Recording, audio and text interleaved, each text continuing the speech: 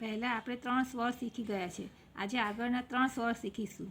પહેલો સ્વર છે ઈ. ઈશ્વરનો ઈ. અહીંયાથી શરૂ કરવાનો, પછી આમાં આગળ જવાનું, ટર્ન કરીને ઉપર જઈ આમ કરીને એકદમ અહીંયા થોડું વધારે વાળવાનું. આને મોટો ઈ કહેવાય.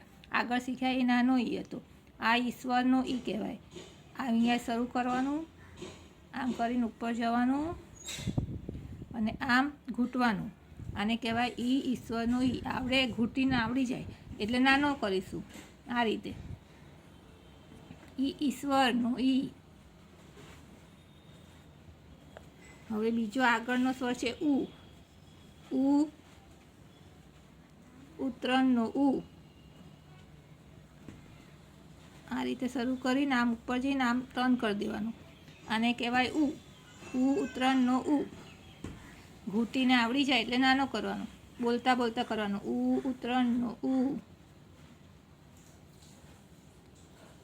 ઉત્તરણનો ઉ. એના પછીનો સ્વર આવશે મોટો ઉ. આને નાનો ઉ કહેવાય, આ મોટો ઉ.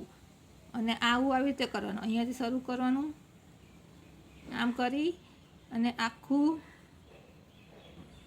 નીચે સુધી લાઈન વાળવાનું. આને મોટો ઈ કહેવાય. ઊનનો ઉ. આ કયો ઉ કહેવાય? ઊનનો ઉ. આ રીતે શરૂ કરી આમ કરી ઉપરથી છેક નીચે સુધી લઈ જવાનો. આવડી જાય એટલે નાનો કરવાનો આ રીતે. ઊનનો ઉ. ઊનનો ઉ. આ રીતે પ્રેક્ટિસ કરવાની. આજે આટલા સ્વર શીખ્યા આપણે. ઈ, ઉ અને ઉ. આને નાનો ઉ કહેવાય, આ મોટો ઉ છે. હવે આવતા વિડીયોમાં આગળના સ્વરો શીખીશું. અને આગળના સ્વરો શીખે પહેલાં મારી ચેનલને લાઈક કરજો અને સબસ્ક્રાઈબ કરજો. આવજો બાળકો.